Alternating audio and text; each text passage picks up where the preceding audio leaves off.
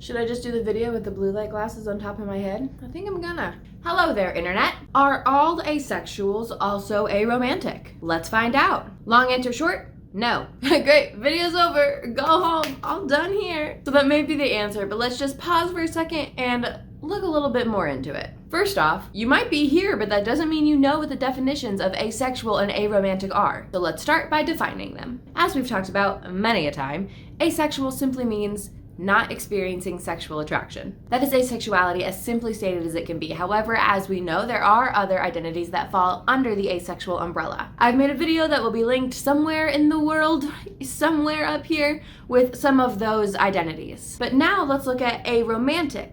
Now, if we take the rules that we learned with asexuality and apply them to the identity of aromantic, we can kind of already assume what it means. So aromantic means that you don't experience romantic attraction. And just like there are other forms of identities that fall under the asexual umbrella, there are also other forms of identities that fall under the aromantic umbrella, such as demi-romantic, gray romantic, etc. And if you were ever out in the wild, you will often hear asexuals referred to as aces and aromantics referred to as arrows. So now that we have a better idea of what asexual means and what aromantic means, we can kind of see how people will assume that if you are asexual, you are also aromantic. However, a lot of people get hung up on the idea and don't totally understand that sexual orientation is different than romantic orientation. And that's a whole other can of worms that I will get into next week. But for now, what you need to know is they're not the same.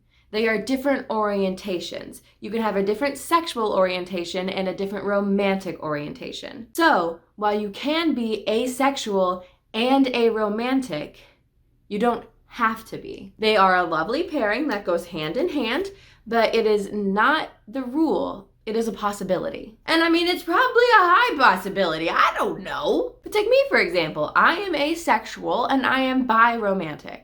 I don't fit in that nice little like double A identity hand thing we got going on. I don't know what this is. And that's okay. So just so we're all clear, you can be asexual and aromantic. You can be asexual and biromantic. You can be asexual and heteromantic, homoromantic.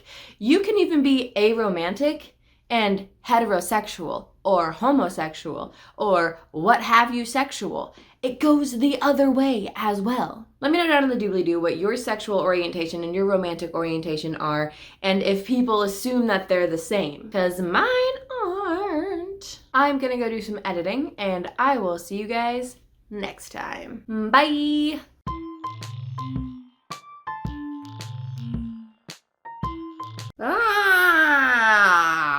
I just want to watch Doctor Who.